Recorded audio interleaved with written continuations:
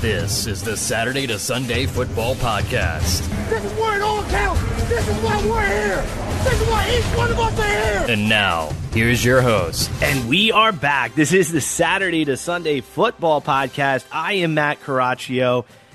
And unfortunately, the summer seminar series will be kind of coming to an end, but it wouldn't be coming to an end if we didn't save maybe one of the biggest bangs for the last, and that is our panel discussion this evening.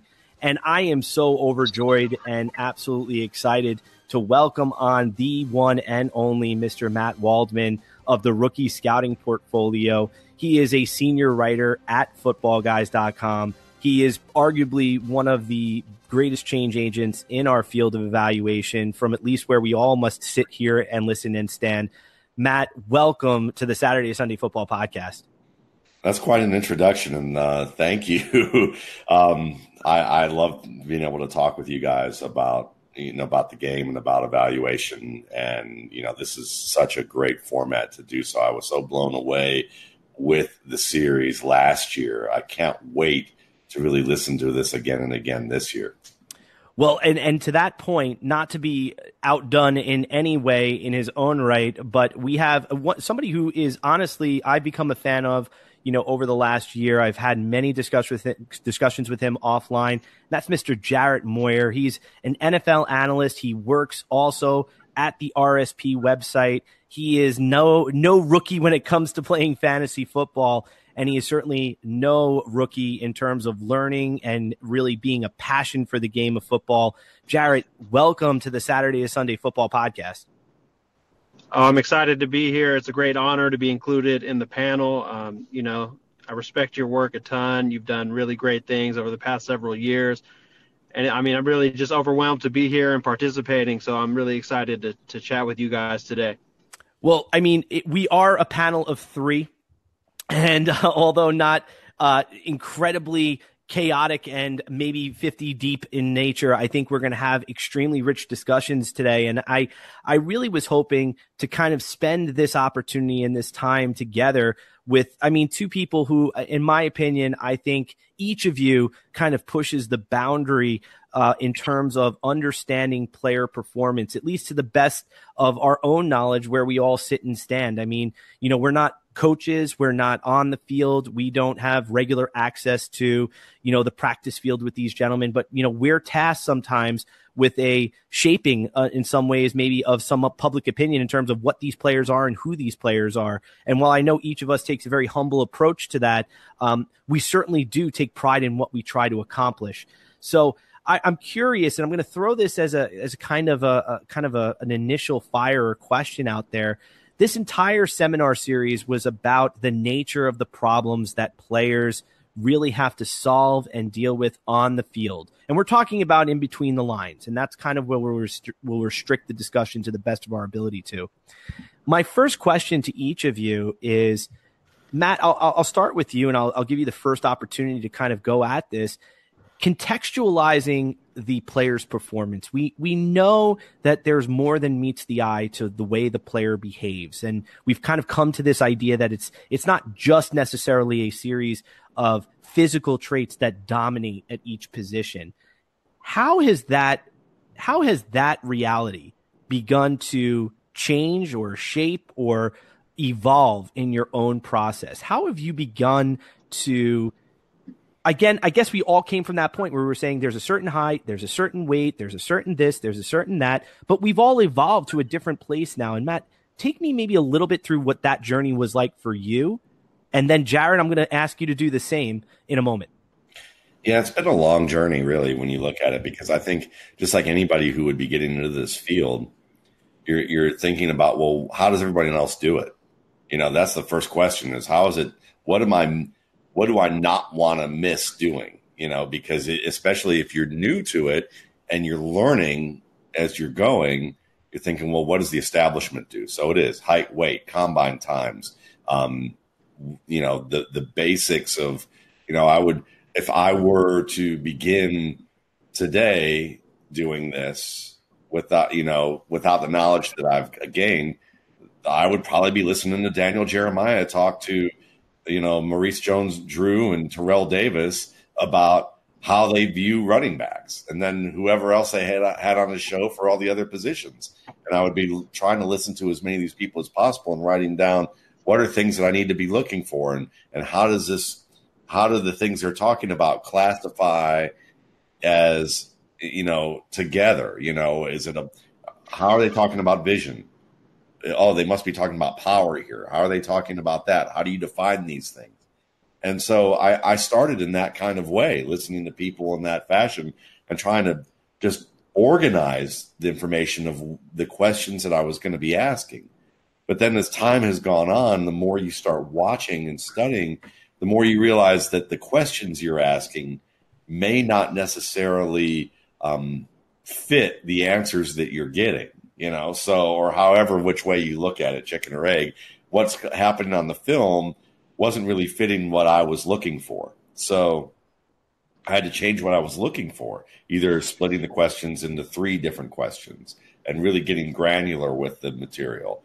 Then some of it was, should I maybe be tracking this stuff in a numerical format as opposed to just looking at the answers, looking for certain answers to questions? Should I actually be breaking it down in ways where, like with wide receivers, like this year is a good example. Instead of, or like I'll say, let me backtrack to say quarterbacks. I've always done some form of charting with quarterbacks is a good example of that. And, you would track the normal stuff that you would see in a box score, and then maybe a little extra like, which passes were dropped, which passes were overthrown, or misfired, or, not on target. And you're looking for those kinds of things. And then, last year I started instituting more for public consumption charting that really broke down the field into more, into finer levels of like location, not only like from a depth standpoint, but from a field width standpoint in terms of zones across the field. And then also whether or not the accuracy, I define breaking down the accuracy at levels where I contextualize it more of where is that's a pass is so good that the receiver by easily should have caught the ball, and that it should be credited as accurate on the level that Bill Walsh would have credited it to, or crediting it to a level where you could say it was catchable and the receiver should have made the play, but if he dropped it, you kind of understand that it wasn't a perfect pass, to something that was, there's no way anyone should have caught this. Even if the receiver does catch it, you're like, well, Larry Fitzgerald could have caught that pass in his prime, but does that necessarily mean that that the location was good? And trying to figure out context for those types of things, and then applying that to wide receivers. This year, looking at wide receivers and tight ends, and looking at things like, and just tracking things like how many were in tight coverage, how many weren't in tight coverage, how many of these passes that are they catching were just generally accurate, as I described, or pinpoint accurate. How many of these did they make of those types before and after contact? And so it seems like the more I do this, the more I'm starting to pinpoint areas where I want to see the numbers. I want to see the percentages of times that they're doing this. And some of it's just to contextualize also how many times, out of it, if I'm watching 10 games, and I watch 150 wide receivers or 70 wide receivers or whatever number it is, how often, what's the baseline percentage looking at like over a 3-year period? So then I can see what's above average or below average from a broad standpoint, as well as that individual standpoint at each position in terms of, how they catch the football, whether or not I may even breaking things down with route types might be something that I'd start looking at. But it's like I'm starting to get a better feel for how to contextualize things with data and how to contextualize things with film. And that I feel like is where my process is going, is that it's breaking things down further and further into more granular levels, both with the types of questions I ask that I'm looking for and with the type of data that I'm collecting. No, and that's brilliant. And Jarrett, I mean, that's absolutely brilliant, Matt. And to Jarrett, I mean, it's very interesting reading a lot of your earlier work and work that you still subscribe to and you're building off of. And we've had a lot of discussions about. You are looking at things from you have things like instincts, and you talk about instincts and wide receiver instincts and things to that effect. And so can you kind of unpack a little bit for us in relation to contextualizing where things like those instincts and elements that you're looking for when you're looking at any position on the field, where that kind of fits into it? Are you getting granular? Are you thinking more holistic? What, or are they really not inseparable? They're just same part of the same equation. Well, just to get back to how my process was sort of established, I have experience coaching. Coached 7 years of high school football, and I've watched and participated in and really been passionate about football my entire life. But really, when I began really actually getting down to the nitty gritty and evaluating players while I was coaching. And I feel like the typical, consensus opinion is that the players who are really supreme athletes are the ones who have a higher ceiling for development. But I noticed throughout my coaching career, and these are high school kids, so not quite on the same level of athleticism, but without fail, the kids I was coaching who continued to develop, reached heights that you thought they wouldn't be able to reach otherwise, were not the kids who were the best athletes, but tended to be the kids who I felt were the best problem solvers, and what I describe as intuitive problem solvers, meaning the kid who is playing quarterback and you don't have to tell him that, if the safety shades the receiver a couple steps this way, maybe you don't want to go with your primary read, but you can hit that third option even without going through your progression. And doing things like that are advanced skills that are very difficult to teach because there are innumerable potential scenarios that can arise on a given play. And so to go through a laundry list of 1,000 different scenarios and have the quarterback memorize, okay, during this circumstance, I can ignore my progression. During this circumstance, I better go through the progression because of X, Y, and Z. It's nearly impossible when you get down to really thinking about the time frame with which these decisions have to be made, during a 3-step drop or a 5-step drop, because, the defensive end's flying at you. The whole play is happening in the matter of 2 seconds. You can't really think about that laundry list of possibilities. And so in thinking about this at the high school level, and then really thinking about which NFL players are successful, because one thing that is really striking to me is I think when you look at the best NFL players, it's really easy to draw conclusions about what are unifying themes, and it's really that there is no unifying theme in terms of the traditional things that are measured. So, height, speed, weight, production in college, the offensive system they came from in college. There's no one thing that reliably predicts success. You have some things that do a little better than others, but, using the traditional scouting metrics, it's very difficult to reliably project players in the NFL. And you see this with, a high rate of busts that varies by position, obviously. But I think for me, what I found really unified these players was the same thing that I thought unified the players that were developing and exceeding expectations that I coached in high school. And it's really those players that, process things on the field very well, will make adjustments that you may not coach if you're going by the book, but in this particular scenario, it just made sense. Mark Schofield wrote an article, I think that was published this morning on the RSP, talking about a chef versus a baker being someone that follows the recipe to a very exact level, goes through the progression 1, 2, 3 every single time, may hit the correct player every single time, but sometimes going to the correct player is not the best option. And I was watching Phillip Rivers after I read that article this morning, and there's a play where he's going through his progressions against the cover 3.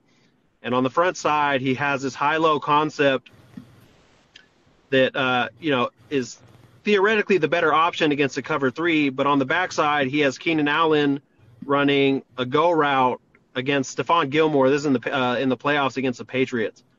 And, some of you may or may not know, but against the cover 3, the corner's job is to not get beat deep. And so a go route against a cover 3 corner, if you're going through your pre-snap read progression, you're going to say, okay, this is cover 3. I'm not going to throw that go route to Keenan Allen against Stephon Gilmore. I'm going to go through my progression. The running back, Melvin Gordon, was wide open for a 5-yard check down. But Phillip Rivers goes through his first 2 reads. As he's going to read Gordon, he takes a peek back over to Keenan Allen, who has beaten Stephon Gilmore. Gilmore, bites on an inside move. And Keenan Allen's open by 15, 20 yards for a touchdown. This is the touchdown they scored in that game. But you see this looking back at plays where there's a receiver running literally 15, 20 yards wide open, but he's not where you should go based on the progression in the play. And so quarterbacks don't ever see him. And so those intuitive players, those problem solvers, the guys that I really, on a more overall holistic process have really focused my study on identifying, I think those are the players that tend to consistently do well in the NFL. And I understand why it's not classically described and why it's difficult to find, because really you have to watch these plays on a play-by-play basis. You have to know the reads that they're supposed to go through. You have to understand, okay, in this case he did something different and it was successful. And then you have to figure out why he did something different, why it was successful, and whether that's something that can translate. So it's very difficult, even if you're specifically looking for those things, to find them on a consistent basis.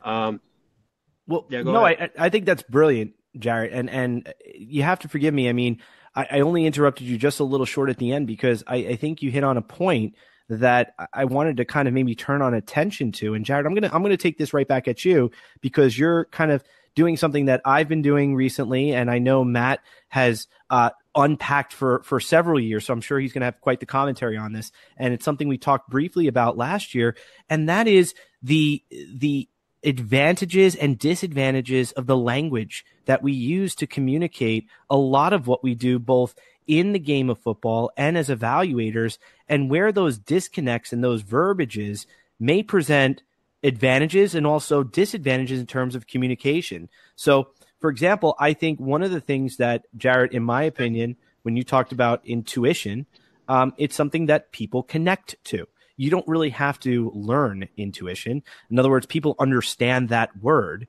but sometimes I feel like they also may take it out of context in terms of what you mean, and then you have to kind of double back and re-explain it. So I'm just curious where you gentlemen stand on language in terms of what we use in our discussion. So Jarrett, you had intuitive problem solver. I just believe let's just look at everything as problems and we'll go from there. And we're all kind of rowing the same boat, so to speak. But where does language fit into this? And what have you seen in terms of the way your language has evolved, changed, or matured? And what can you tell me a little bit about that? It's a great question and also a difficult question to answer. Obviously, if you, no matter what great thought you may have in your mind, if you can't communicate it concisely and clearly to your audience, it has no value. And so, there's often a trade-off between granularity of verbiage and, understandability. So if you get too detailed in how you talk about things, you can get so detailed to the point where what you're talking about holds no meaning to anyone other than you, because there are just so many words involved. But then if you are vague and you use words like intuition, that could potentially mean different things to different people. And then you get down the slippery slope of, the message I'm trying to communicate is being lost in the other way. And so I don't know that I really have a great answer as to where that optimal balance lies. I think in general, the goal should be to effectively communicate your ideas using words that are, relatable enough to enough people to where most people hearing it get the point, because I think no matter how you state things, there are always going to be, levels of miscommunication and misunderstanding. But I'm a fan of trying to put things in simpler terms so they appeal to more audiences. And, this is something that I've actually heard, and talked with Matt Waldman about a little bit, is, each scheme has a different name for different concepts. And even if you get very granular in your verbiage, it still can get overwhelming. in the sense that, there are 5 different words that mean the exact same thing. And that it may not be necessary to understand exactly what all of those terms are. And more so is important to, focus on the general concepts and how these players apply skills, even if you don't know what the skills are called, how they apply these things in the setting of evolving problems and challenges on the field. No, I'm silently clapping for you. I mean, I don't know if you heard that. I am clapping for you. I'm clapping for you, Matt. I'm going to pivot right over to you because I want you to take us maybe inside that discussion that you guys were having, maybe a little bit more in depth about the verbiage, getting lost in the verbiage. What do you think about the language that you're using, maybe how it's changed, evolved, or what you hope for as you move forward? Yeah, absolutely. It's a great discussion point, and I want to backtrack just a little bit before we get there to some of the fine things that Jay said about, intuition, because I think about, as I talked earlier to opening it up, talking about trying to really get things on a granular level of how I capture things more and more specific. It's because what I think a lot of people don't realize, or maybe they do. I mean, like, I've been doing this for 15 years, and certainly because I wasn't a football general manager. I wasn't a pro player, wasn't even a high school player. I wasn't a scout. To be able to have a brand that I can do this full time means that I have an audience that trusts what I'm saying. And I'm very appreciative of that. But the work that's involved with that to get people to trust what you're saying is that they trust not only just your process of what you do, but they trust the result. Well, the process is for me to show my work so that people could trust that I was doing the job. But I think everyone knows that even when it comes to scouting, or even if you're doing projections, even if you're doing data projections, that there's a level of intuition that comes with all of this. Do you have the eye? And the eye is not so much some crystal ball, psychic sort of thing. It's this idea of, can you, just like Phillip Rivers looking at cover 3 and thinking maybe I should look to that backside go route to see if it's going to break open, because I know that Keenan Allen might be able to beat Stephon Gilmore because he's been setting him up all game with this. It's the same thing, that if you're studying all of these different elements and looking at everything, for you to be able to look at problems and piece them together and go, the experiences that I can draw upon and that are flashes of all of these things that I've absorbed and processed over my years, has allowed me to have these flashes of thought to go, maybe I should consider this, or maybe I can integrate these two things together that other people aren't integrating in a way where now, because Phillip Rivers he's integrating his understanding to cover 3 with his understanding that Keenan Allen can whip Stephon Gilmore by setting him up with different types of things throughout the game to break open. And those are disparate concepts, because one's the backyard game, and you got to listen to Keenan Allen if he's on the bench telling you, listen, if later in the game I'm going to get open on Stephon because he keeps biting on this, and I'm going to go deep on him, and he's going to bite on the first move, and so he's got to remember that and integrate that into the game, even though maybe the cover concept would be, otherwise someone like Alex Smith might go, well, that's fine, but I'm going to continue to look at the structure. I'm not incorporating that. It's kind of like, Phillip Rivers, if we talk about the baker and chef thing, Phillip Rivers is kind of like the short order cook who the waitress comes in and says, it's that drunk guy again, and he gets loud if he doesn't get his hash on time, and we're going to have to call the cops, and that you've got 5 tickets ahead of you that you need to serve, but that if you want those 5 people to stay in the restaurant and not have your restaurant shut down for an hour with the cops, that you might want to serve the drunk guy the hash first, and that's all, and I know that, but it's like, that's intuition and experience and wisdom all like put together. And that's Phillip Rivers, the short order chef, and, as a quarterback in Los Angeles, in that situation. And I think as evaluators, you have to have the same thing. You have to have some level of intuition to look at this and go, okay, I followed all the rules that I've spent 10 years putting together here, but I'm still watching what I see on the field, and it doesn't click. So I could go by the rules of what I've instituted here, but there's a nagging issue here, and I need to figure out what that is. And maybe I can't fully classify that, or maybe I've got to try some different things here because I know what I'm seeing, and this guy's good. Or I know what I'm seeing, and this guy, something's missing with this guy. That is, I know that the grade says this, but I feel like down here with him. And I've got to figure what that is. So it's about being open to trying different things and problem solving. And that problem solving does come with a level of intuition, wisdom, and taking these different things. So there's that component of it. And then when it comes to, I think, what was the original question with that? No, just in terms of now communicating, Yes. the language, and we're facilitating the explanation for that overlap between these kind of seemingly, desperate ideas comes into play where you're trying to build that bridge. I think I think this is part of it too, is that you have to know the audience that you have. And Jay said that so well, is that he's trying to really share and communicate to a larger audience. And when you do that, that larger audience isn't going to know that there's 5 ways to explain a concept.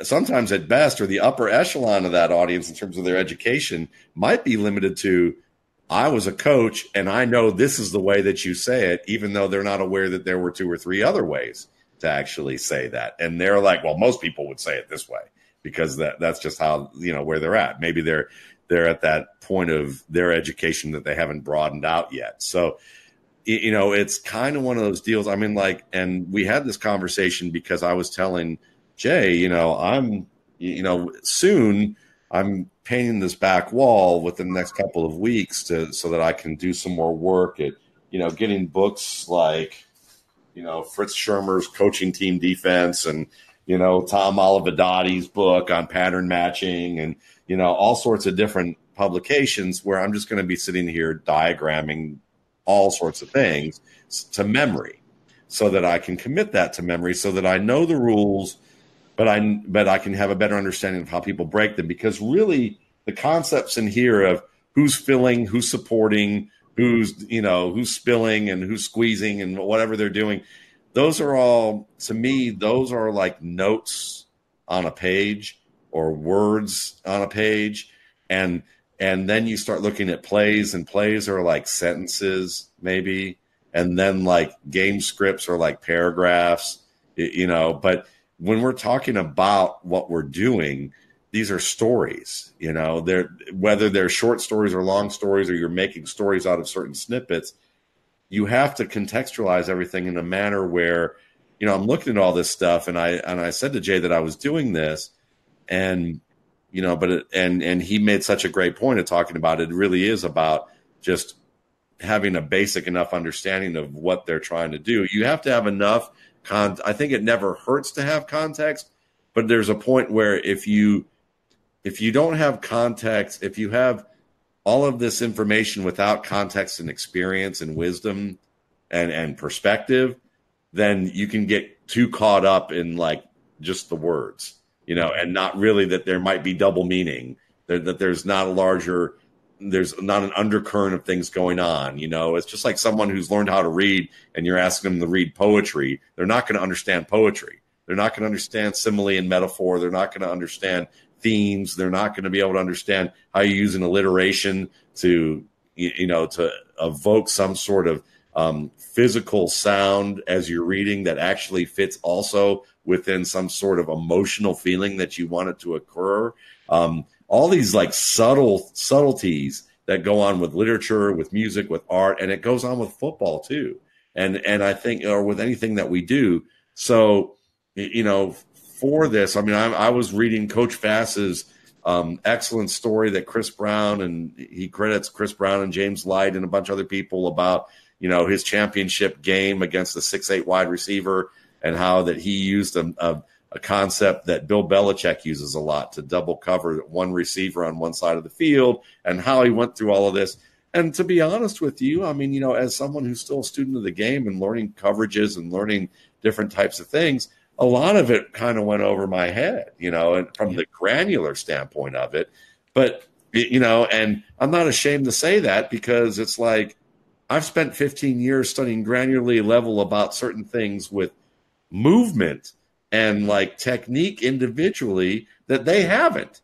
But they've spent years studying things on a level that I've only begun to touch. But when I'm reading that, I understood it enough to know this is a compelling story, because basically he's going to have to go against that, just like Phillip Rivers. He's have to go against every structure that he's learned and figure out a way to solve a problem that was against what he had really learned and figure out how to do that. And he did. And that's the basic theme of the story. Maybe I didn't get some of how great or depth the humor might be about the fact that he didn't like tight as a defense. And he learned that he should never question a certain coach, because that coach who teaches tight, once he learned what that was all about, he was like kind of being self-deprecating about it. Maybe I didn't laugh out loud right away at the level that somebody would tell a joke to me about something that to me that I had depth of knowledge to, but I understood it enough.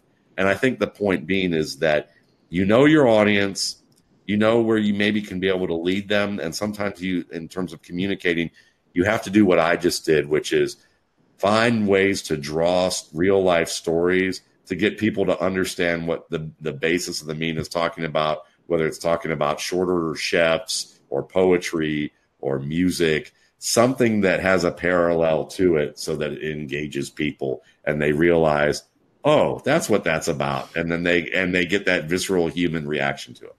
No, and I think that this is all fantastic discussion, because, if I could interject, a little bit of where my process, just where it is right now. I mean, I've even tried to take exactly what you guys are talking about and even explode it to even a higher level, meaning more of a 35,000 foot view. I'm saying to us, like, the granularity of all the language and the nuance that is our game, it made me start asking questions about what type of game do we play? When you look at sports and you look at the sports science, they have all these different classifications for games and what types of games they're dealing with. And, I've pretty much gotten to the point where I think American football is an invasion game, and it's an invasion game, one in which the principal task is to gain territory. That's it. The defense has to prevent territory from being gained, and the offense wants it. And that's the duel we see Friday, Saturday, and Sunday, is two teams basically attempting to gain territory or prevent the other from gaining territory, which started to make me ask questions about, all the nuances that go with the different techniques at every position. What is the principal task? And what is it that's structuring the behavior of those players within those tasks at any given moment? So in other words, I think I was talking previously on social media about the idea of, how do the major marks on the field, like where it be like the hash marks, the sideline, the first down marker, the end zone, how do those shape the behavior of the offensive player and the defensive player in terms of their principal natured task at their position? So if I'm a wide receiver, I want to create space in order to create a throwing lane for my quarterback. That's what I want to try to be able to do.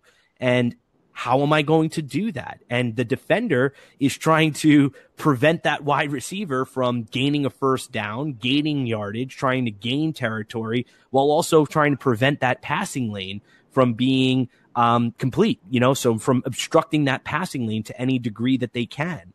And it just made me start trying to wonder, what are the principal tasks at all these positions?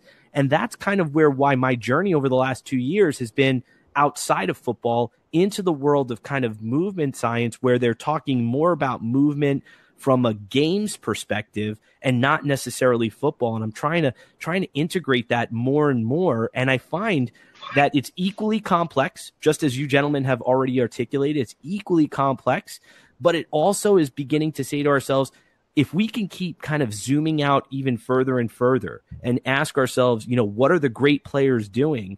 I keep stumbling on this idea of, they're solving these problems, or they're functional in what they do. And what does that actually mean? What does it look like for a player to be functional? What does that mean to be a functional running back at the NFL level? So I'm going to task you guys with this next question. you guys know a lot of the background of what I'm talking about right here, but just in case some of the listeners are new to it, we talk about this word functionality. And I think functionality is a bit of a misnomer sometimes. I think there's a camp of people that talk about functionality as being average. And then there's an entirely different camp of people that talk about functionality as being very, very much a definition of how players are solving problems.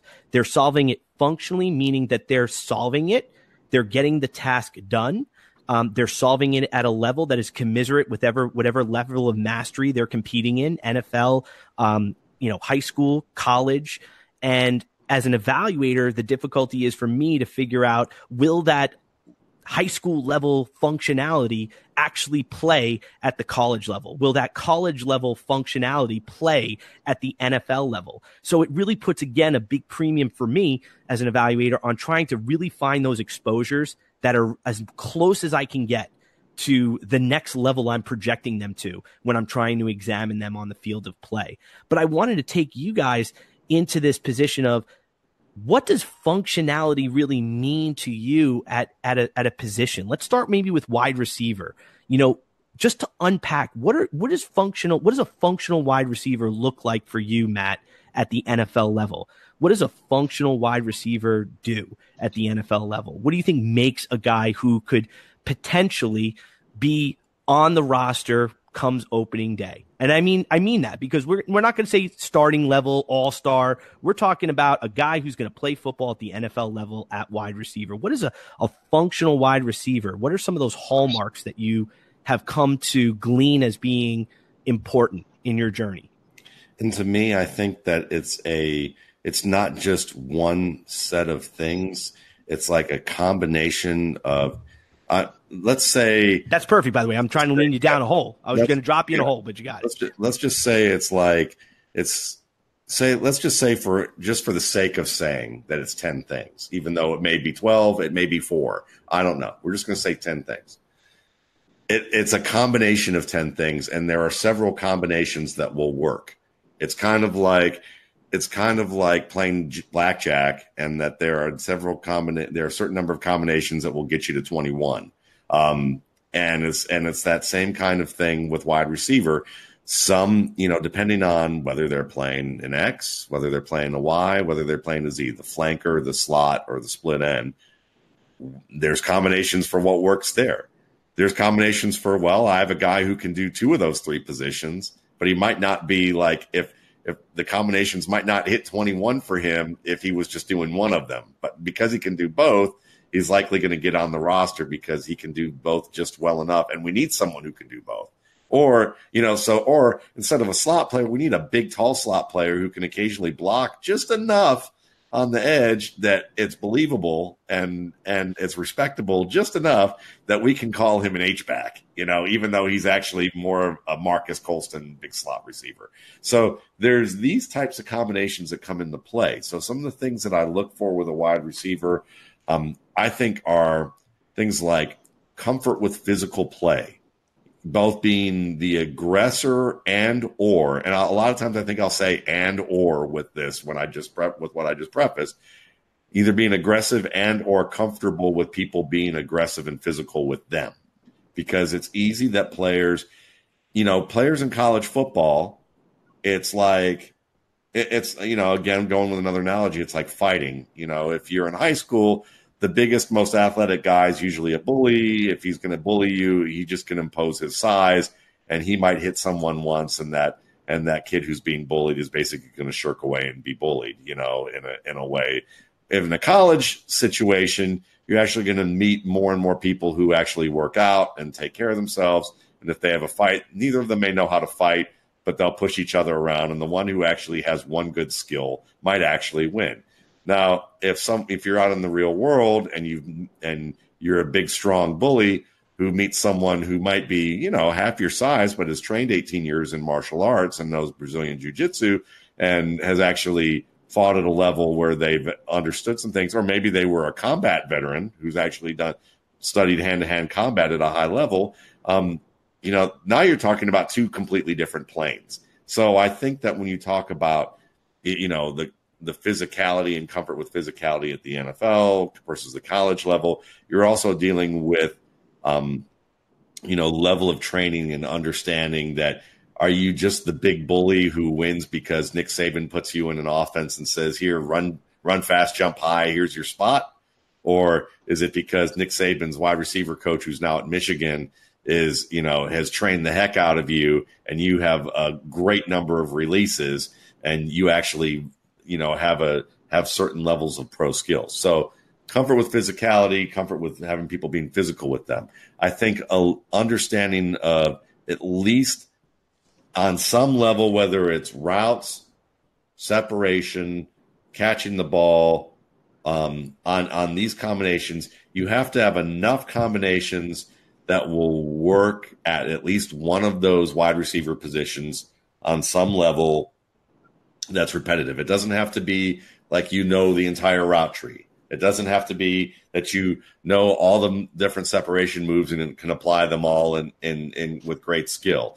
It doesn't, but what it does mean is that you have to have some sort of combinations that work well enough and for you to be able to repeat them, and they can use you on the field in these situations. It's like someone who tells an absolutely great joke and does great physical humor as a comedian, but they can't do any serious like monologue. And if you do a close-up on them on a screen and ask them to depict them slowly going insane and doing something that's going to like make you believe that they're literally having that transformation in a tight shot on the field, that you wouldn't believe it. But if you put them into a skit where they like did physical comedy, you'd be okay with that. Well, for a wide receiver, maybe we know that they can run short routes, and once they get the ball after the catch, they can do damage. But if we ask them to face someone one-on-one in press coverage and go deep and win on the outside, it's not going to happen. But knowing what you're casting for is part of that. So to me, it's about finding what you're casting for and what the possibilities of how they can be cast. Scouts are more like casting managers. It's kind of like, here are the different roles that they can have in the film or in a play or in some sort of performance. And then it's up to the director to figure out whether or not they could use them. I'm going to give you those options, and I have to know what these combinations are. And so that's how I look at for a wide receiver for that, even though I'm not giving you specifics in terms of specific skills. No, that was fantastic. And as I move over to Jay, I think that's fantastic just because I see it very similarly. I've been saying I need to look at the position as a landscape of problems. What are the problems that position is tasked with? And then we can go about assessing what types of problems the player is best served at or functional at in terms of solving. And then we can find places for them. Very much to your analogy of, a movie and a casting director. What is the landscape of problems that position has? And to what degree do you solve those problems in different ways? And we'll find a spot for you. And Jay, if you have some things to add to wide receiver, fantastic, please do so. And then I'd like you to maybe, if you could unpack a little bit of functionality in terms of maybe the landscape of problems that exist when you're looking at a running back. What do you think about that? Yeah, so just getting to the question on functionality and what comprises functionality for a receiver, I think a receiver is a great position to analyze because it is a position that entails so much problem solving, both cognitively, physically. There's so many combinations that can arise on a given play from a receiver's perspective. And I think that while people often think of that for a quarterback, that very often people don't appreciate the level of functionality a receiver has to have to overcome those problems and solve those problems. And for me, it's defining functionality. It's hard for me to answer that question because the way I view it is really functionality is the essence of what I'm looking for. And then I'm not trying to figure out, okay, what is X, Y, and Z that makes someone functional? And this is very much in line with what Matt just described. It's more of how is this specific player functional? And is that functionality something that's going to translate? And you guys both touched on that exact point when you were discussing this. And so when you think about it from a receiver's perspective, knowing the context of the offensive scheme, knowing the context of the defensive scheme allows you to understand the problem that receiver's facing. And what I look for is, okay, given these parameters for this problem, how does the receiver go about solving those problems? And it could be, well, he runs a 4.3 40. No matter what the coverage is, he's sprinting past a defensive back who's not, physically comparable to him. And then that makes you say, okay, in the NFL, typically players who just rely on physical traits don't have as much success as they do at the college level. Whereas, a guy like Marquise Brown may have that speed, but you watch him play against cover one, and he's running a deep post against cover one. And cover one meaning a single high sort of free safety in the middle of the field, and then a corner who's guarding him essentially man-to-man. And so typically that's a coverage that's very good against a deep post route, because you can imagine you have one guy guarding him man-to-man, and then there's a safety waiting in the middle of the field, which is exactly where he's going. And, I posted an example of this where Oklahoma's playing Texas, and Marquise Brown's facing cover one, and he's running a deep post. And understanding that he's faced with this dilemma of a very difficult situation, what he does is he uses his release, he uses his route stem to manipulate the corner to play him very hard towards the sideline. So hard that he's able to then break underneath the corner, with the corner running essentially right up the sideline, and he's created this space between himself and the safety to where he's now breaking his route off from essentially the sideline towards the middle of the field. So instead of catching the ball, in the middle between the two hashes, he's getting the target even before he gets to the hash mark. And, Kyler Murray is enough of a creative playmaker at quarterback that he also recognizes this problem, and he hits him a step earlier. He releases the ball a step earlier than you normally would to take advantage of the fact that Marquise Brown has created this space between the corner and the safety that wouldn't ordinarily be there if you just ran the route how it's drawn up in the sand or on a piece of paper or on a whiteboard. And so those are the things that really get me excited for whether I think a player will become a functional player in the NFL. It's when you're faced with a very difficult problem at the collegiate level, do you have creative ways to overcome it other than just using your physical talent? And yeah, Marquise Brown may have just been able to run over the top of the safety because he's so fast, but that's not going to translate when you're facing the increased speed of the NFL. Whereas, you look at guys like Antonio Brown, Keenan Allen. Keenan Allen on that play I mentioned earlier is running a go route, but 20 yards downfield, he takes two inside steps to make Stephon Gilmore think he's running a post. And Phillip Rivers is reading the left side of the field, and, Allen's on the right. And so Gilmore reads those two steps. He thinks, okay, he's running a backside post to, hold the free safety. I'm going to jump that route in case Rivers tries to throw it. But Keenan Allen has decided, I'm faced with this problem of this cover three corner who's guarding me to take away the deep route that I'm running. How can I create space between myself and the DB? And he's like, well, I'm going to sell the post, even though that's not written up in the play. And like Marquise Brown at Kyler Murray, Keenan Allen has Phillip Rivers, who is what I would describe as an intuitive problem solver. And he also understands that, and he finds him for the touchdown. And so for me, I love the idea of functionality, and I love the idea that Matt touched on, that, both of you Matts have touched on. The Matts. And that's really that there are many different, physical archetypes, many different performance archetypes that can be functional players in the NFL. And really the essence for me is trying to figure out how a player is functional at the collegiate or high school or whatever level, and whether that's going to translate to the specific scheme and against, more physically superior competition that they'll face in the NFL.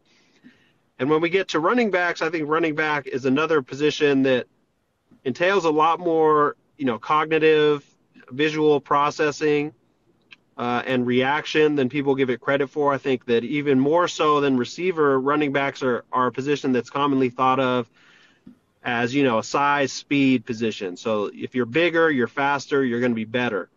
And it's funny to me because I'm always sort of puzzled, because when you look back at history, you can see players that were good, and it's very easy to conclude that, okay, the biggest, fastest players are not always the best. And whether you do it on an anecdotal level of, looking at a guy who's diminutive in terms of size and height, like Barry Sanders, or a guy who's not that fast, like Emmitt Smith, you can see all these examples. And then even if you study it on, a sophisticated statistical level, and you're looking for correlation coefficients, you're looking at regression curves to predict performance, there's really no correlation between any specific measurable and performance. And I touched on this in a piece that I wrote for the RSP, where, looking at late round running backs and undrafted running backs who go on to produce more highly than you would think, running backs who are less physically gifted are actually more likely to, produce beyond the expectation of their draft capital than those running backs who are very physically gifted but fell in the draft for other reasons. And I think that often the difference for those players is the functionality and the problem solving and the cognitive issues that are often underappreciated for running backs. When you think of guys like Priest Holmes, who's not necessarily big or fast, but had a lot of success.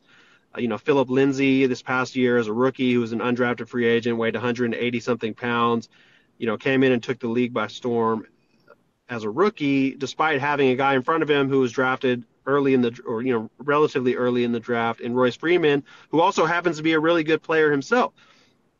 And so that level of functionality, that level of problem solving applies to every situation. And I think for me, I sort of had this aha moment where, I'd always thought of players with physical attributes as having high ceilings, when I really made the conclusion that the players who process well, the players that solve problems well, are actually the ones with the higher ceilings, even though Larry Fitzgerald or, an Emmitt Smith may not have those same physical capabilities.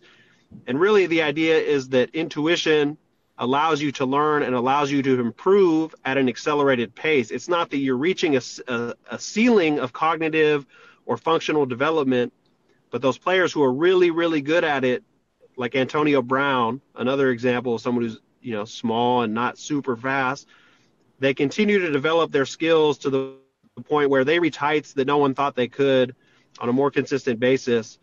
And so I've really, reversed the idea of the specimen athlete has a really high ceiling to now I think of the player with elite processing and problem solving as having the highest ceiling.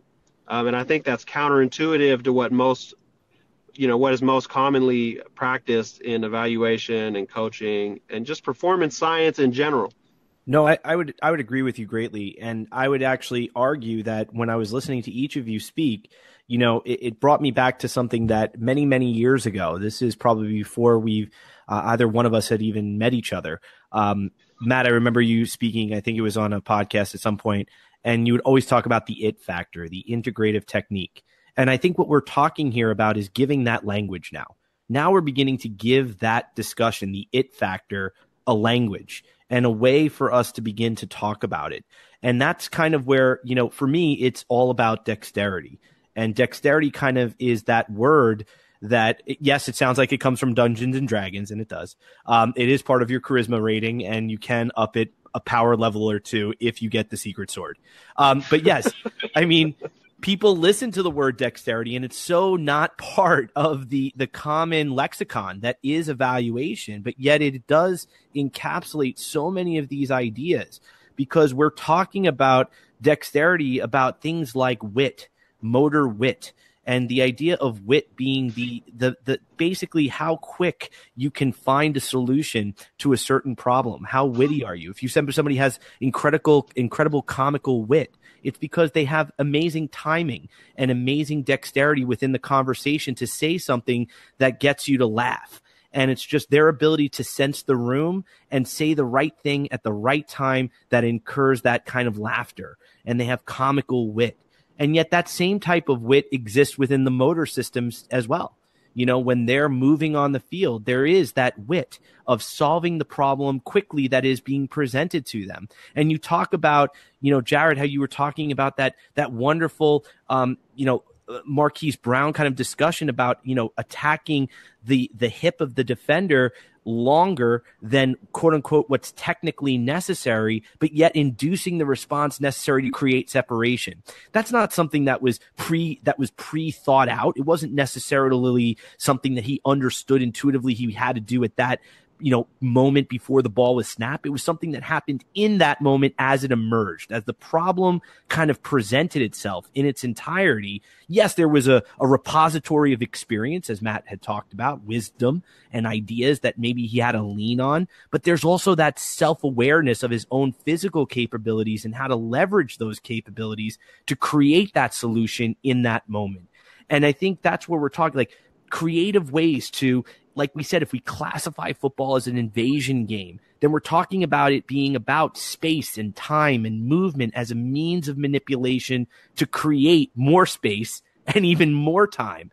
And dexterity is all about a player's ability to kind of do that. Another word for instinct or intuition or integrative technique. This idea that these players are sensitive to each of those particular moments that are unique for them because only them can attack the situation in that particular way, that they're aware of where their own authenticity as an athlete fits in that moment to create that unique opportunity for them to exploit it and make a positive play, whether it be a quarterback, a wide receiver, a running back.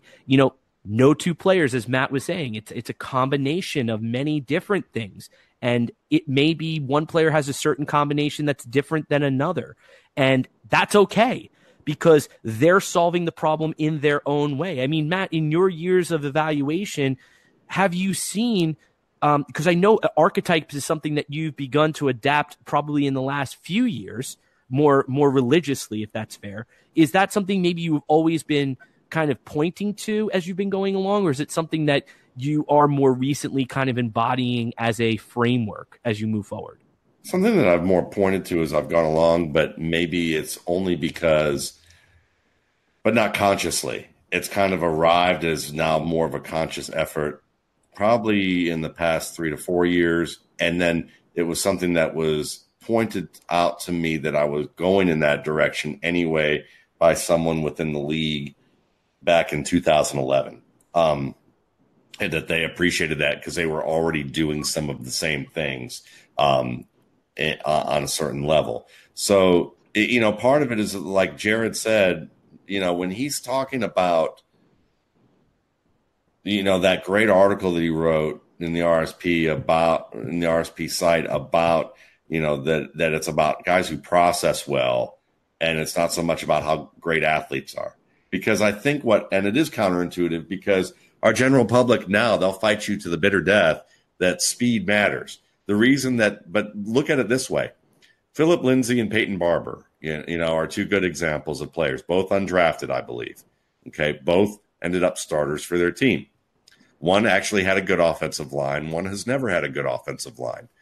The one who didn't have a good offensive line has beaten out Doug Martin, has beaten out Chris I don't remember his last name. I think it was Sims, Charles Sims. The other, and he's also beaten out a couple other players who are, he held off Ronald Jones, who was supposed to, and Ronald Jones may grow and develop into being a good player. We'll see.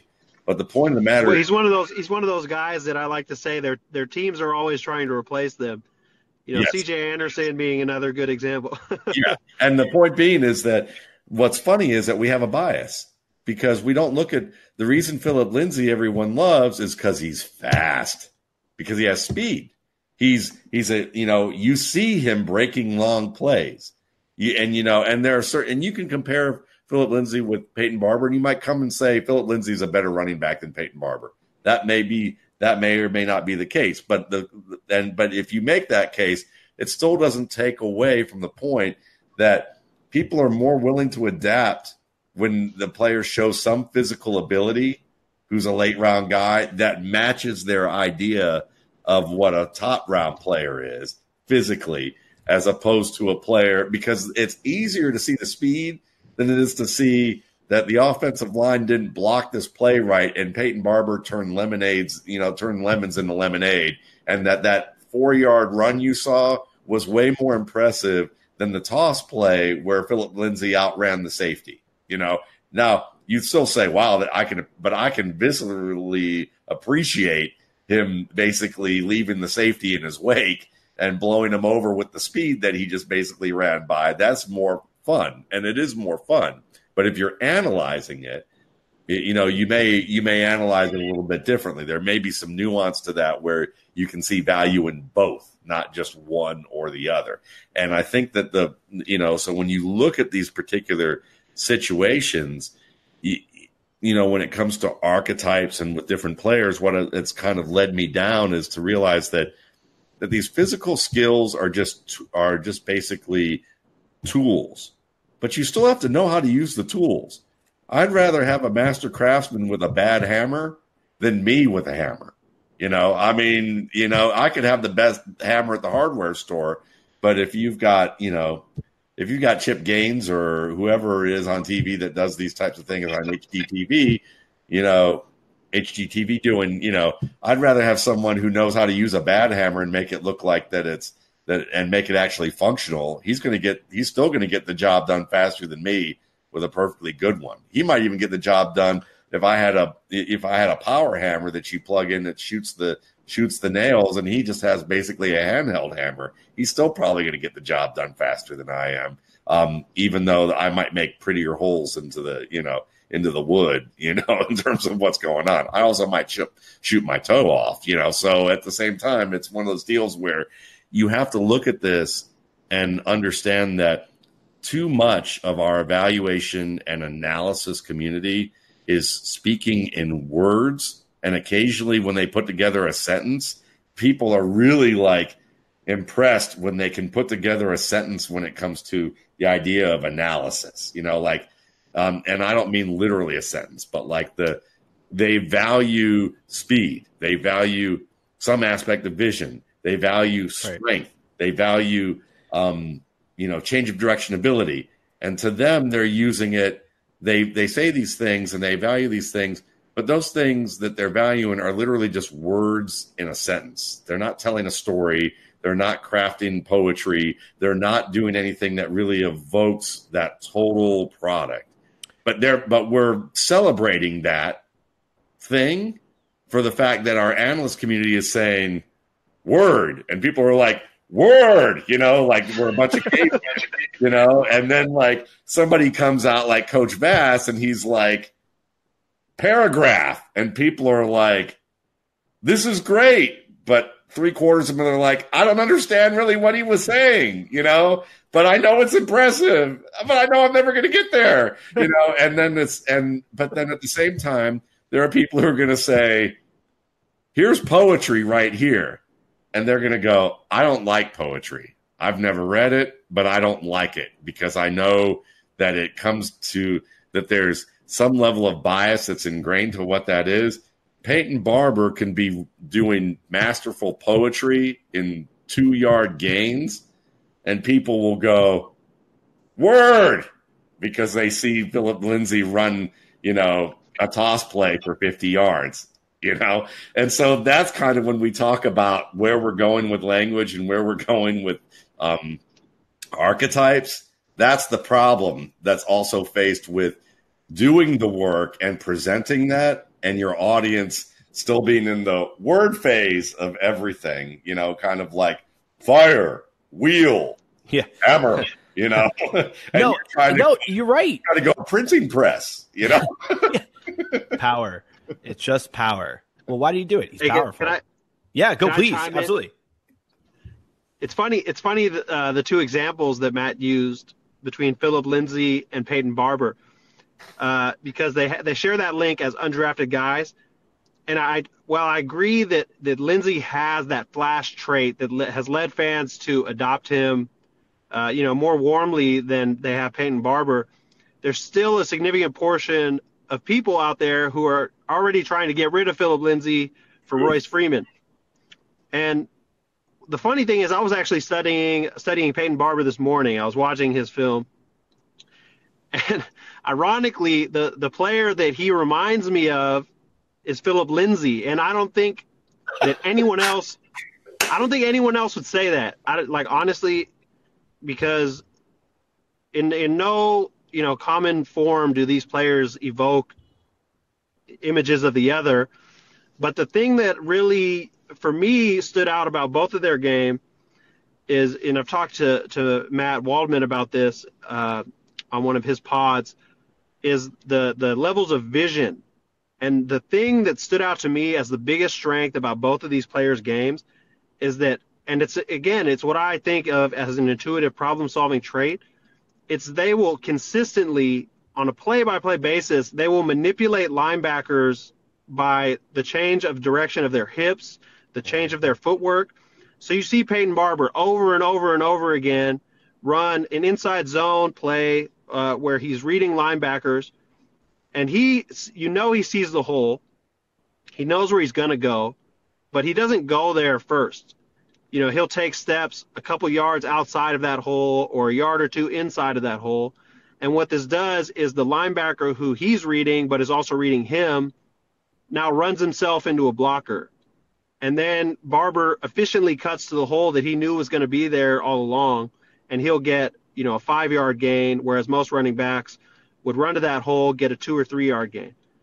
And it's not like he, happens upon this once in a while. He does this on a very, very, very consistent basis. And, Lindsey's speed jumps out at you when you watch him on film, but he's another guy that I noticed on a routine basis using his hips and using his feet and using his timing through the line of scrimmage to get the linebacker to do what he wants him to do. And it's funny because when you watch these guys, and really the hallmark of the running backs that do this best is it makes what they're doing look so easy, because it looks like they're running through these giant holes. And only when you really slow it down and watch it over and over again can you see that it's not just, the offensive line was much better. Philip Lindsay led the NFL in yards before contact last year. This is often cited as a statistic that implies that his offensive line was dominant, and really he's just fast and they had a good O-line, and so he got all these yards. But then when you watch it, you see that, he's getting these yards before contact because he moved the linebacker over a yard and he cut back, and he does it so efficiently that the backside pursuit linebacker can't get to him, and now he's in the secondary, whereas most running backs would have, gone to that cutback hole right away. They would have gotten tackled for a 4-yard gain. They get their 4 yards before contact. There you have it. And so for me, it's, it's really exciting to see those guys because, one, I think it presents an opportunity for tremendous value for teams, because these guys are the guys who go undrafted. They make it look so easy that they hurt themselves.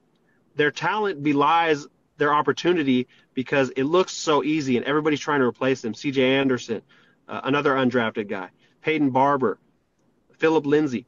Everywhere you look, they're bringing in guys to try to get rid of them. And it's really, for me, it's really fun to watch these guys because I sort of feel bad for them, but I really think that they're like the upper tier of performance at the position. Well, no, I mean, everything that you gentlemen just said, I feel like we've been copying each other's work for a little while. I feel like we're all sitting next to each other in the same row of the classroom, and we're all just looking at each other's notebooks here and there, because I think it's exactly what, from my opinion, I think we're talking about skillful solutions versus those solutions that are not skillful. And when we talk about skillful solutions and we're talking about functional solutions, we're talking about those little nuances about what they're sensitive to in terms of manipulating the space and time that's available to them by how they move and what they do to create opportunities for themselves. And I think what you're talking about is when you talk about the Philip Lindsays and the Peyton Barbers, and I'll even talk about players like Doug Baldwin, who recently retired. When you're talking about players across positions, we can even talk about players like Tom Brady, just his footwork in the pocket. We can talk about players at the tight end position. We can talk about Tony Gonzalez when he was playing. We can talk about players in all facets of the game, offense and defense. And you're talking about their sensitivity to different layers of information that allow them to play at a different speed than the players around them. And that's not, like you said, that's not that, that physical speed. It's that ability to perceive, understand, and act, that ability to actually move in space. It's what they're sensitive to on the field. They're seeing things in a very, very different way than the players and personnel around them. They understand how to manipulate and how to change timescales for different players to invoke their own kind of dominance over a particular situation. Like you said, if you're running an outside zone play, maybe your particular zone is, it's outside the hip of the tight end, and that's your spot on outside zone that you're going to be on your track as a running back. But you realize that there's a defender out there already overhanging that's cheating there. So you adjust on the fly to going a little bit tighter, maybe to the inside thigh of the actual tight end, knowing that that may throw off your lineman a little bit, but then you're going to make a break at a particular point that you deem appropriate, and you're going to make that play work. It's not just all preconceived. It's as you're going and as the play is unfolding. And I think when we're talking like this, I think that's the next wave of evaluation is we're talking about looking at these players a little bit more holistically in terms of the problems they're presenting and then the solutions they're being able to come up with. And the players that are more adaptable, I think, have that opportunity. Yeah. I hate to jump in with this, but that's something that I think would be helpful to this conversation because we're enjoying the fact that we're talking about what the future could be. Yes. Right. I think we'd be remiss not to have kind of point out what the obstacles are to deal with this particular type of future. Because we're all talking about guys like, Lindsay and Barber and players who can make these types of solutions and everything you're talking about. But we have to remember, too, that there's an environment, and I'm sure Jay understands this as a coach, that there's an environment out there of coaches who are learning certain positions or certain roles or got a new position and they have a certain role, and they only know so much. So when they see a player do something like that, they may not have Jay's perspective, and they may be looking at it by the book. They themselves may be bakers as opposed to chefs, as with that Mark Schofield article, in terms of how they coach. And so as a result of that, and a good example of that is we all know Ryan Riddle, who wrote for Bleacher Report. He's certainly, he's a friend of mine. And Ryan was a former defensive end at Cal who was still their all-time single-season sack leader during the time that Aaron Rodgers and Marshawn Lynch were there and a variety of other players, and that he had a cup of coffee in the NFL with several different teams as a defensive end and outside linebacker. And he talked about while he was at Cal that his defensive line coach would say to him, I need you to do things this way. You're doing things too far out of the box. And Ryan would go, is it getting in the way with my assignments? Am I playing assignment savvy? Am I doing the things I'm supposed to do? And the coach is, but I want you to do it this way, because if you have trouble, it's going to be on me. And I need you to do it this way. And Ryan is like, but if I do it this way, I'm not playing my game. And if I'm not playing my game, I'm not playing my best. And after like a back and forth of this over time, the coach finally relented and said, okay, fine, do it your way until you mess up. And then if you mess up, then you're doing it my way. And of course, Ryan never messed up enough for them to ever have to do it the coach's way. But Ryan is the type of person that is willing to engage people like that and also do it with a level of maturity that it's not going to become a thing that maybe a less mature young man and the coach would have a conflict, and then the coach squashes everything, and either the kid's benched and not playing at all, or he has to conform to what the coach says. And what the coach is saying is basically, yes, I did some skillful things to get myself to Cal, but I actually was a wide receiver guy, and this is my first year coaching defensive line. And so he doesn't have all of the Phillip Rivers like short order cook type of tools to integrate all of this stuff together. And it's his first time doing this. And Ryan Riddle's the drunk who wants his hash and right away. And you don't understand that if you have that, you're going to make a lot more money if you feed that hash to that guy right now, as opposed to waiting 5 tickets down the line. And Ryan was that guy, So the thing I'm saying is that part of the hopefully Ryan's not listening to this. Ryan would be laughing at me right now. So, the drunk he's not a drunk, but no, yeah, that's true. That's true. Ryan will probably be laughing at me right now. But Ryan, Ryan's that kind of creative player. And I think that a lot of creative players, just like anybody in corporate America who may need a little bit more autonomy to do really well, but the manager, either they got there by the Peter principle or they're good, but they're good because they do it a certain way. They're not good enough leaders yet to recognize the spectrum of ability to do the type of work they need to do. You've had principals, I'm sure, and you won't talk about who they are, but I'm sure you've had principals, Matt, who there are things that other teachers could do that are tremendously creative, won't hurt the students, won't be an issue with the school, but because it doesn't fit the structure of what the state government says word for word of what you need to do, they're not going to allow that to happen. And they're going to be resistant to that. Whereas others will go, sure, and now that teacher shines, the students shine. Students who otherwise probably wouldn't have been good suddenly have a passion for something, and it just opens up everything, And I think that right now the problem we have, in addition to just what the general public thinks, is that future also depends on coaches who are willing to go, you know what? There are different ways to do this. Let's be open to that. Let's be open to not just saying this is the way and we're going to play football, as Fergus Connolly says, like a video game, and these are video game controlled players, and let's breathe some air into this and let some be some more improvisation and different ways about going about things. Well, and I'm going to pass this on to Jarrett to comment on it, but I want to say is one really salient point that I heard over the course of this series, which I hope everybody has heard and will listen to several times, was, this idea of starting to understand that we should be thinking a lot more about football and technique and coaching in terms of guardrails, setting up a sequence of guardrails. It doesn't mean that, this is the exact prescriptive way to do something.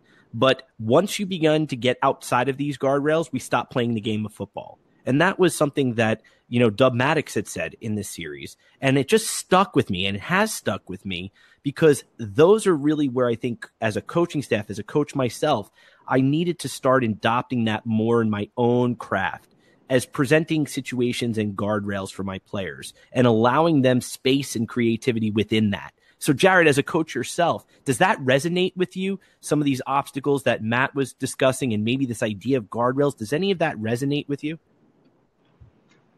Yeah, I completely agree with everything you guys are saying. And really what stands out to me and what has stood out to me is that the people who are great at anything really know when to ignore what their boss is telling them to do. Matt already made various analogies when he was talking of extending this into the business world. You talk about guys like Antonio Brown. Antonio Brown doesn't do anything by the book, and that's why he's great. And it extends to coaching.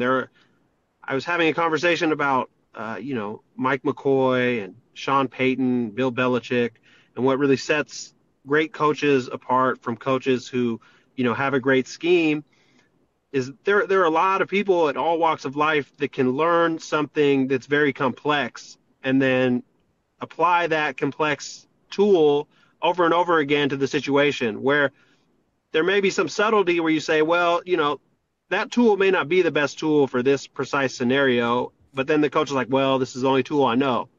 So, you see David Johnson last year running repeatedly up the middle of the defense when you have very recent examples of ways that you can deploy him much more effectively in terms of lining him up out wide at wide receiver, running him on outside zone plays, getting him out on the perimeter of the defense. And it's really those special thinkers, those special characters that go beyond what they've learned and take what they've learned to build something new that they can then adapt to whatever situation you have. And, you have Bill Belichick, really a concrete example of this is his work with Nick Saban, where they sort of invented pattern matching zone defenses as a way to solve the problems that they were approached with. Neither one of them had been taught this is a form of defense. And if they had just been going by their checklist, they would have kept doing either man-to-man or, general area zone coverage techniques where they keep getting beat by the same things. And there are a lot of coaches that would stick with what they've learned, that wouldn't be able to adapt and wouldn't win, 6 Super Bowls like Bill Belichick has done. And really, when you talk about elite performance in anything, it's that ability to think outside of what has already been described, what you've already learned, and really go beyond that. And, you look back at human history, and every example of great achievement involves some step along the way where they started doing things differently than what everybody else had been doing before. And so really, if the people in charge and the bosses, and the talent evaluators and coaches come to appreciate that this is a talent that really sets those apart and encourage it, I do think that you could potentially reach new heights in that probably people who never thought, maybe I shouldn't do it exactly this way this time. Maybe they're not stubborn enough to disregard what their coach says. Those people in that gray zone can then develop those intuitive problem-solving traits and really shine in areas where they may have been, confined before.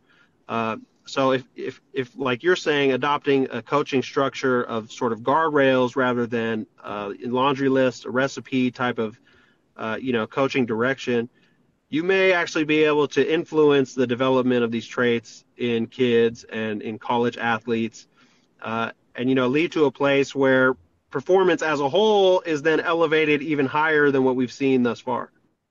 I couldn't pick a better spot to wrap it up together, because I think that we've gone through a litany of discussion points in this discussion that I think were fantastic, from talking about each of your individual processes to looking at the players at their positions on the field and some of the natures of the problems as we contextualize it, we begin to develop our understandings, now to the realm of coaching and the obstacles, as Matt so eloquently put it, that are being presented to us in our own sport that are really not hindering us, but really asking us to prove ourselves in terms of what we're doing. I couldn't ask for a better place to stop for our audience. And I really would be remiss if I didn't immediately thank each of you for the amount of time that you put into this panel and to this particular podcast. I couldn't think of a better way for this summer seminar series to kind of culminate and end with each of you gentlemen. So on behalf of myself and everybody at the Saturday to Sunday Football Podcast, Matt, where can we find your work? Well, you can find my work at mattwaldmanrsp.com. You can find Jarrett there as well. Some of his work is there, which is just fantastic.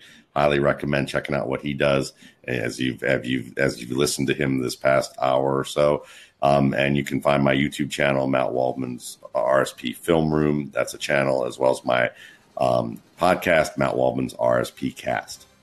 And Jay, just as Matt had already iterated, you're doing a lot on your timeline. How can somebody come out and follow your work, interact, and get to know some of your insights better? Matt already mentioned that I contribute over at his website, mattwaldmanrsp.com, with more sort of long-form articles and video breakdowns. Do some quick-hitting video breakdowns that I think are fun to watch over on Twitter. My Twitter handle is at JMoyerFB, just the letter J, Moyer, FB as in football. Those are probably the two easiest places to find my work. Well, on behalf of myself and the rest of the Saturday Sunday Football Podcast, to each of you, I want to extend my most humblest thanks for spending this time. It really was a delight to be able to unpack some of these ideas and to know that even though we're only at the beginning, the quality of the questions I think we're asking and the way in which we're beginning to ask ourselves and understand what's happening on the field, I'm really excited for the analysis that's going to be now and into the future. And for everybody else out there that's been listening, I want to thank you guys for your time and for your dedication. I really hope this summer seminar series really helped you get a little closer to the game and to the nature of the problems the players are facing on the field. Quick note, there will be a bonus episode with a person coming up at the end of August that I'm excited about. It'll be talking more about movement and the nature of that idea. So stay tuned. It'll be a bonus summer seminar series coming up late August. And thank you so much. And please, please, please, please, as we get into the hot-bedded debates of the top running backs and wide receivers into the country, please be sure to stay in contact with us, and please join us next time as we take you from Saturday to Sunday.